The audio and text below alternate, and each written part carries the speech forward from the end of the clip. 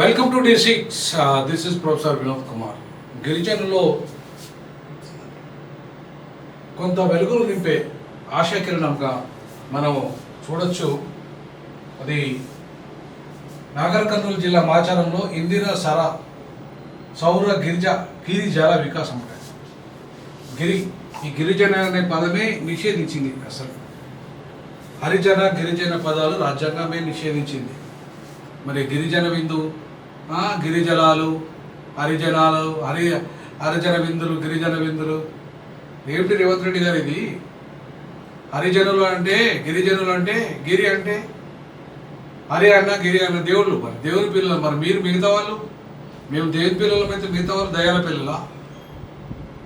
దయచేసి ఆదివాసీ అనే పదం వాడండి. గిరిజన ఏంటంటే నాకు అర్థం కానీ. దళితులు అనే పదం అంటే వాడండి కనీసం. గిరిజన అనే పదము కాన్స్టిట్యూషనల్గా వ్యాలిడ్ పదం కాదు. హరిజన అనే పదం కాన్స్టిట్యూషనల్గా వ్యాలిడ్ పదం కాదు. అట్లీస్ట్ కనీసం ఆదివాసీ అంటే ప్రపంచవ్యాప్తంగా ఒకటే పదం, దళిత్ అంటే ప్రపంచవ్యాప్తంగా ఒకటే పదం వాడుతున్నారు. ప్రపంచం అంతా వాడుతుంది ఇవాళ. కానీ హరిజన గిరిజన పదాలు వాడట్లేదు, ప్రపంచం ఎక్కడ వాడట్లేదు. మరి అట్లాంటి పదాలను మీరు ఎట్లా వాడతారు?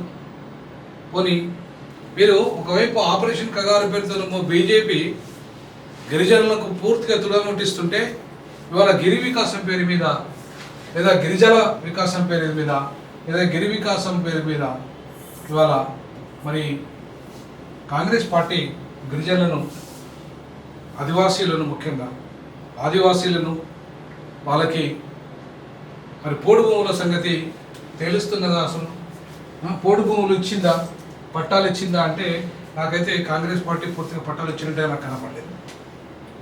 మరి ఇలా అసైన్ భూములకు కానీ పోడు భూములకు కానీ పూర్తిగా పట్టాలు ఇచ్చిన చరిత్ర కాంగ్రెస్ ఉందని నేను అనుకోవడం లేదు.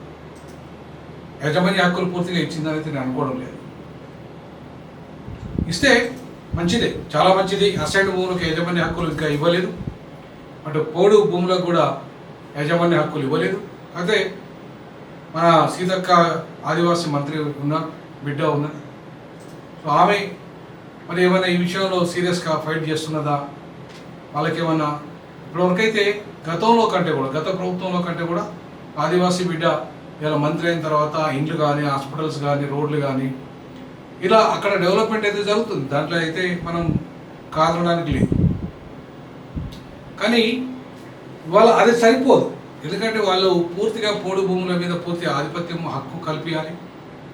అలాగే ఆదివాసులకు ఇంకా అభివృద్ధికి ఆమడదూరంలో ఉన్న వాళ్ళు, అభివృద్ధికి ఆమడదూరంలో ఉన్న వాళ్ళని ఇది ఎట్లయితే పట్టణాలలో ఏ విధంగా అయితే వాళ్ళ ఉత్పత్తులకు వాళ్ళ మార్కెట్ డిమాండ్ ఉందో ఆ విధంగా వాళ్ళ ఉత్పత్తులను తయారు చేయించి మార్కెట్ డిమాండ్ పెంచి వాళ్ళను ఆదివాసీ పారిశ్రామికవేత్తలుగా తయారు చేసి వాళ్ళను జనజీవన స్రవంతిలో మిగతా వాళ్ళతో సమానంగా డెవలప్ చేసే దిశగా ప్రభుత్వం అడుగులు వేస్తే సంతోషిద్దాం, స్వాగతిద్దాం. కానీ వాళ్ళ ఆపరేషన్ కగార్ పేరుతో, నక్సలైట్ల ఎరువేద పేరుతో ఆదివాసులను నెరవేరుస్తానంటే అది బీజేపీకి మంచిది కాదు. అదాని అంబానీల కోసము ఆదివాసీలను ఏరివేసి ఇవాళ వాళ్ళకి ఆ భూములను కానీ విలువైన ఖనిజ సంపదను ఇవాళ దోచిపెడతా బడా పారిశ్రామికవేత్తలు, గుజరాతీ వ్యాపారవేత్తలకు దోచిపెడతా అన్ని బీజేపీ వ్యూహం మాత్రం ఖచ్చితంగా మనం తిప్పికొట్టాల్సిందే. కాంగ్రెస్ కేవలం ఓట్ బ్యాంకు కోసం మాత్రమే ఆదివాసులను వాడుకొని గిరిజన విందుల పేరుతోని, లేకపోతే కానీ చిన్న చిన్న జలం పేరుతోని, లేదా జల వికాసం పేరుతోని, గిరిజల వికాసం పేరుతోని ఇవాళ మళ్ళీ హరిజన గిరిజన అనే పాత పద్ధతులను, ఏవైతే ఆ పదాలను, పాత విధానాలను అనుసరించే కార్యక్రమం సరైనది కాదు. ఇవాళ వాళ్ళకి వాళ్ళ ఉత్పత్తులని, ముఖ్యంగా ట్రైబల్ కెఫిటేరియా మంచిదే. అలాగే ఇప్పలడ్లు, గారెలు, చపాతీలు, చిరుతిళ్ళు, వాళ్ళ యొక్క నిజంగా ఆదివాసీ ఫుడ్ చాలా వాళ్ళకి ఎంత అంటే పాపం అడవి మీదనే ఆధారపడి, అడవి సంపద మీదనే ఆధారపడి, ప్రకృతి మీదనే ఆధారపడి బతికే నిజమైన ప్రకృతి ప్రేమికులు ఎవరన్నా ఉన్నారంటే ఆదివాసులు. అట్లాంటి ఒక బిడ్డలను, ఆదివాసీ బిడ్డలను వాళ్ళు అభివృద్ధి చేస్తారంటే అది కాంగ్రెస్ అయినా, బీజేపీ అయినా, మరో పార్టీ అయినా సంతోషిద్దాం.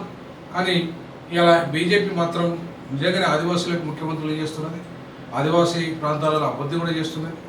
ఆదివాసీలకు అభివృద్ధికి కొంత వాళ్ళకి పథకాలు కూడా ఇస్తున్నది. అందుకే ఆదివాసీ ప్రాంతాల్లో బీజేపీ గెలుస్తుంది. అంటే ఈవీఎంలతో మాత్రమే గెలుస్తుంది అంటే నేను అనుకోవడం లేదు. కేవలం ఈవీఎంలు ఒకటే టార్గెట్ అంటే ఇంకా మిగతా విషయాలు ఏముంది, డెవలప్మెంట్ ఏం చెప్పుకుంటారు?